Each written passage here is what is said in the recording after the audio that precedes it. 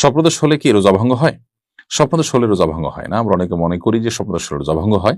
স্বপ্নদোষে যেহেতু মানুষের বীর্যপাত হয়ে থাকে তার ইচ্ছার বাইরে, যার কারণে এর ফলশ্রুতিতে তার রোজা ভঙ্গ হবে না। তবে গোসল ঠিকই ফরজ হয়ে যাবে। বিধায় স্বপ্নদোষ হলে উঠে তাকে নিয়মতান্ত্রিকভাবে শরীর এবং কাপড় পাক করে গোসল করে তারপর তাকে নামাজ পড়তে হবে। তবে রোজা কন্টিনিউ করবেন। মাইশা ইসলাম আপনি লিখেছেন, রমাদান মাসে ওষুধের মাধ্যমে মাসিক বন্ধ রেখে কি রোজা রাখা যাবে? এটা অনেক বোনের জিজ্ঞাসা।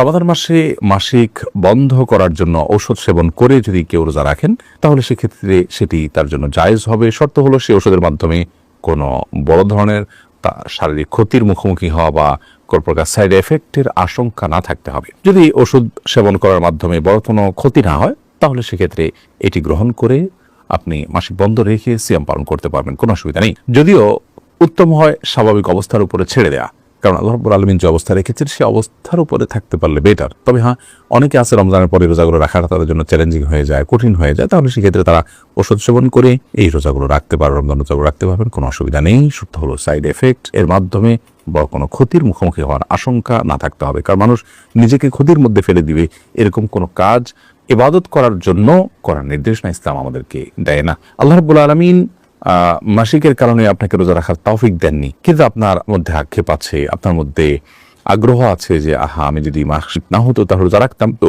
এই যে একটা আপনার আকুতি, এই যে আপনার আকুলতা, এটার কারণে আল্লাহ তাআলা রোজা না রাখতে পারার পরও আপনাকে আল্লাহ রাব্বুল আলামিন রোজা রাখার যে সওয়াব সেটি দান করবেন। কারণ হাদিসে আছে, নবী করিম সাল্লাল্লাহু আলাইহি ওয়াসাল্লাম বলেছেন, কোনো ব্যক্তি যদি অসুস্থ হয়ে পড়ে, শারীরিকভাবে অনুপযুক্ত হয়ে পড়ে কোনো ইবাদত করার, অথচ তার যখন শারীরিক সক্ষমতা ছিল তিনি সেই ইবাদতটি করতেন, ত্রুটি বিচ্ছুতি করতেন না, তিনি সেটি করতেন এবং এখনো সুস্থ থাকলে তিনি করতেন, তাহলে সেক্ষেত্রে তিনি এই ইবাদতটি সুস্থ অবস্থায় করলে যে পরিমাণ সওয়াব পেতেন, অসুস্থ অবস্থায় সেই ইবাদতটি করতে না পারার কারণে তার যে বেদনা, তার যে আকুতি, তার যে আকুলতা এবং তিনি যে সুস্থ থাকলে রাখতেন, সেই বিবেচনায় আল্লাহ তাআলা তাকে ইবাদত করার সওয়াব দিবেন। বিধায় মা বোনরা এক্ষেত্রে আলাদা কোনো কসরত না করলেও ইনশাআল্লাহ বিইذনিল্লাহ আল্লাহ তাআলার কাছ থেকে তারা আজর পাবেন, যদিও এই রোজাগুলো তাদেরকে আবার রেখে দিতে হবে।